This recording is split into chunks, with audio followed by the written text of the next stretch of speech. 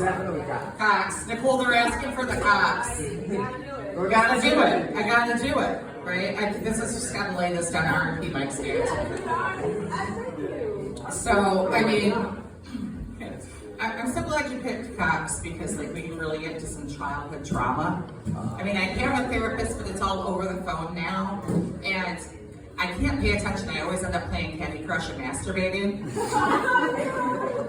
It's weird, right? So yeah, let's talk about cocks and childhood trauma. If that's making anybody nervous, you can relax and talk about roosters. You don't. Yeah, those BDI bastards, big white cocks, BWC. That's what I'm. Yeah, they're out there. That's true. Yeah, and I've got a long history of fighting off over zealous cocks. I sure do. See, like, how do you learn to deal with that? I can hypnotize a cock. Yeah, it's true. It's true. It's an old Amish secret. No, I'm fucking for real. I am not even making this shit up. This is true. Why are you laughing? It's dramatic. Anyways, so to hypnotize a cock, you gotta get your cock down on the ground. Doesn't really matter how you get in there. Just get him there and hold him there. Okay? Yeah. So you get him down there. And you just draw a line in the sand or the dirt, whatever, and he'll just sit there and stare at it. You can let your cock go, and he'll just lay there until somebody makes a sudden movement, and then he runs away. It's weird. So you're thinking, Amish, why would they risk their eternal salvation for that black magic? The answer's simple, it's flavor. Yeah, it's to prevent the fear hormones from being released when you cut the chicken's head off. Fear tastes disgusting. If you don't believe me, suck a virgin stick.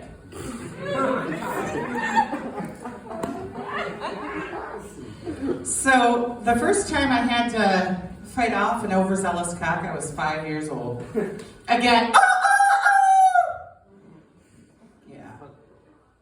So it was my job to feed the chickens. I grew up on a farm. Yeah, that's right. I should have warned you. And yeah. This is a happy childhood story, so just remember that. But my mom used to put all the like vegetable peeling scraps, all the eggshells, all the breakfast lunch scraps in a like a plastic grocery bag, right?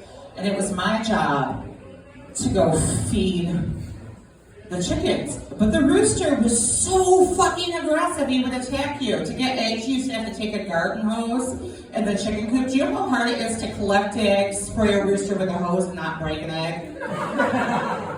It's truly a skill. And, I would try to refuse, but my stepdad had this real good theory, like the rooster might attack you, but if you don't feed the chickens, I'm for sure gonna beat your ass. And I was a smart 5-year-old. I understood odds. So I developed a system, right? And it was such an easy system. You would just open the door crack, throw the bag in, which you would get beat for leaving the plastic bag in there. My dad cared about the environment, and he would let us know. But you didn't get your ass beat as bad as if you didn't do it, so it was like less ass beating. It worked. So you would throw it in there, slam the door, take off, and run. Really, really easy. And it went fine for about a week until one day that BDI bastard, he was, right there waiting for me to drag me to hell. And so I threw the bag, right? And I took off running. I didn't even close the door. I just went. Right? And I'm running, and I feel a tug at my ankle, and I look, there's that big white cock right on my heel. And he's flapping right behind me, and I'm running. I start running for my life in circles for the front yard, but like for my life, right? And I am screaming bloody murder. My sister hears it, and she's on the phone, the landline, right? And she's got that bitch pulled all the way out, like tight, straight. I run by, she sees me screaming. This bitch drops the phone, shoots back at the house, and she's laughing at me. Just typical sister shit, right? I don't want to help you this one, even now. And then, so my mom hears that, she comes outside, and I run towards her, and I'm like, Mommy! And we lock eyes, and as we lock eyes, Diet Pepsi squirts out her nose. And she's laughing at me. So I knew my mom didn't love me for the first time. I was like, I see how it is. So all this brings my dad up from the barn, right? He hears this and he's in the driveway and he sees it. He's bent over. He's laughing at me.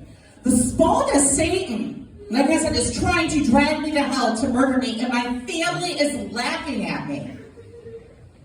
They want me to die. They don't love me.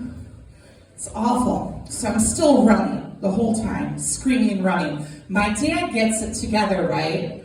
And I'm running by, and this motherfucker tackled me. And I'm like, shit, he's Team Rooster. I'm like, fuck, he's gonna hold me down so he can kill me. And so I start thrashing about, and I'm like, not today, God, not today, right? And he's just trying to wrestle me and hold me down the whole time. I hear that fucking rooster flap, and I'm like, ah! And anyways, he pulls the plastic bag out of my shoe, and as I watch it fly in there, there's no goddamn rooster, you guys. Just a fucking bag flapping behind me. Faster I ran, faster that bag flapped behind me. I want to wish you all a Merry Christmas. I do. Yeah, I know it's not Thanksgiving yet. But my husband told me this morning that my pussy tasted like eggnog. So it's time to move on, America.